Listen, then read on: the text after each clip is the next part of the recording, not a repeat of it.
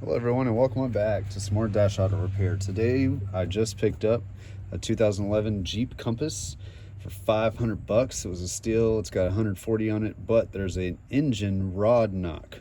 So it's either a bearing or a stuck valve lifter. But first, before we go ahead and proceed to rebuilding the engine, we are going to see if motor flush does its job. So first things first, you need to check the oil level and make sure it's at the safe mark. So I've already did this prior, but I'm going to go ahead and show you guys that it is at the safe mark. We're right there. So what you're supposed to do is you're supposed to run this through, let the engine run for about 5 minutes. So you got to pour the entire bottle in there. Now, like I said, this thing has 140,000 miles on it, so it's a bit older. So I'm probably going to have to drop the pan in order to actually, get all the gunk out of it, but you need to pour the entire bottle in. So I'm pouring this in.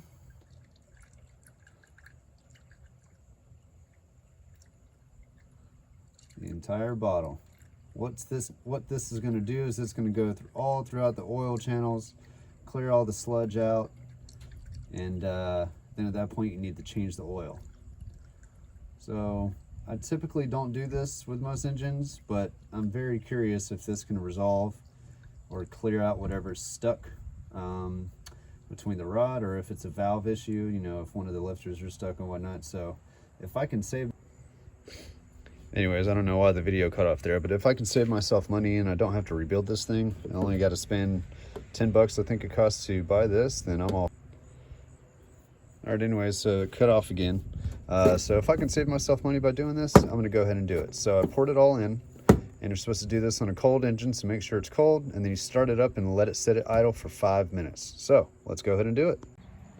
Alrighty guys, so like I said, 5 minutes. It's already poured in the entire bottle.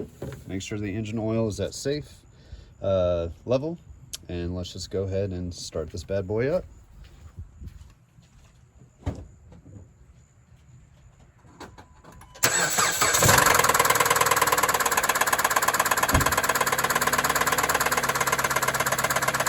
As you can tell, it's really loud. That is the rod knock. So it's pretty bad. So we're supposed to let this thing go for 5 minutes. Here are the instructions. 5 minutes. Do not drive the vehicle. It's going to circulate the entire bottle. So let's go ahead and let 5 minutes go by.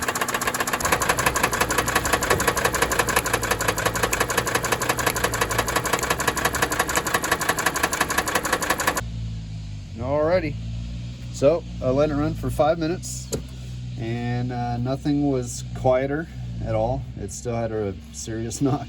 So I mean, I kind of knew that was going to be the case, but at this point I thought, why the hell not? It's worth a shot. So now what I need to do, I'm just going to wait for everything to drain on down, and then I'm going to get rid of the old old oil.